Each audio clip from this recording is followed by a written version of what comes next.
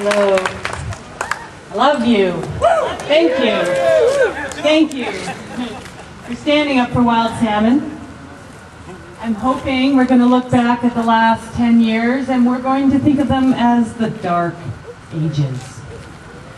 And the time when air and water and clean food were considered valueless. And the government that's been running this country does not see the value. Many of the people in this country do not see the value because there's no price on it. But we all know the environment does not end at our skin, it goes into our cells. And so when we fight for the environment, we're fighting for our bodies, our children, our futures. I've had the pleasure of meeting many great leaders over the past few years and the past few weeks. I'm very, very lucky to live in the territory of Chief Bob Chamberlain, or Owadi. If it wasn't for him, I think I would just have to go to Alaska or go away, because if First Nations opposed me, there would be nothing I could do. But Bob's town of Guasdams is tiny and very poor, but they're standing toe-to-toe with two big Norwegian fish farming corporations and the provincial federal government.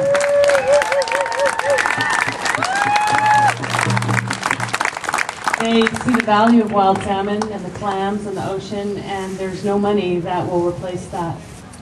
I'm also standing in front of two remarkable leaders. Elizabeth May, who is the leader of the Green Party, who has every opportunity of making history tomorrow.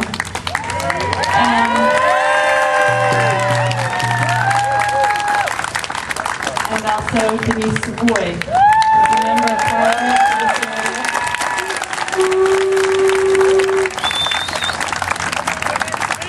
Denise has come to my rescue many times and to that of wild salmon. I don't even have to ask, is she supporting wild salmon? Because she does. She has.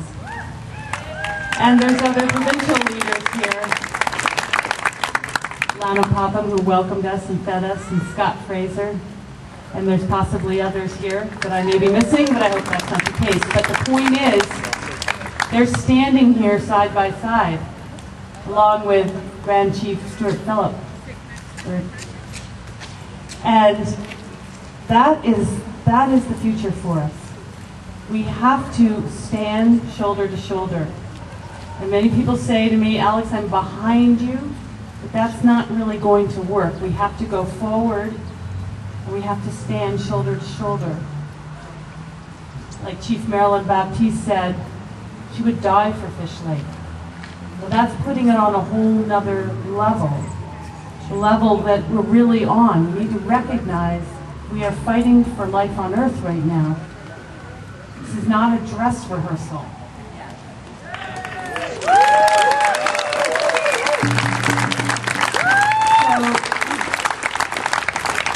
I'm hoping the fact that they're not thousands today is because many people are out campaigning for the various candidates and spread across British Columbia and the country. I, with two friends, Don Stanford and Nissa Reid, have traveled 4,000 kilometers to go and knock on campaign offices across southern British Columbia and Vancouver Island, and just try to meet the candidates and say, will you stand up for wild salmon?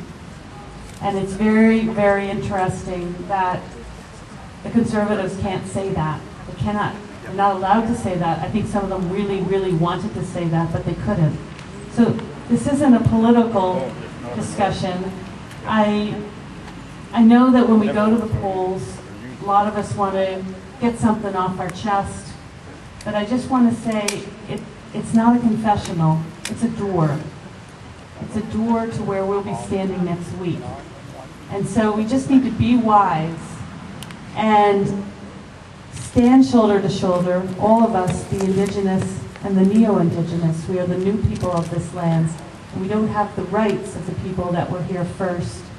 But we do love this land, and we are willing to fight with them.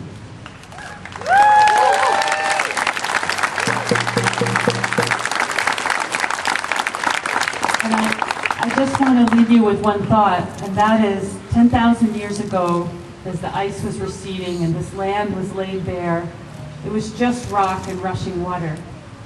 And some brave people came and began to try to live on this land, just as the salmon were trying to come back to these rivers that were scoured and very difficult for the salmon to survive in.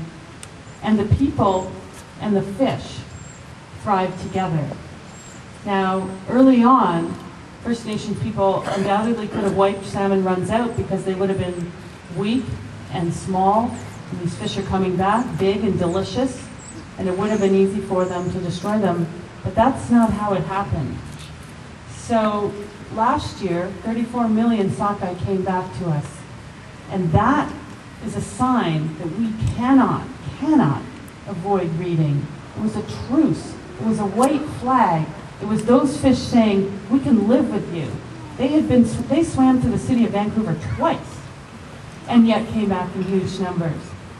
So there's hope if we all stand together and follow the natural laws and learn to live in compliance with the natural world.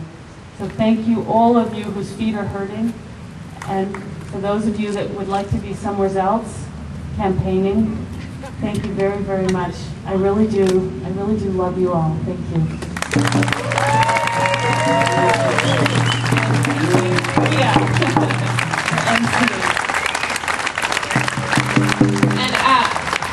Thank you for bringing all of us here and creating this space for all of us to come and stand together for our wild salmon. I think it cannot be underestimated the amount of work that has gone into this by Alex, from Dawn, from Vanessa, from Alexis Baker, and from countless others who have made this event possible. So thank you.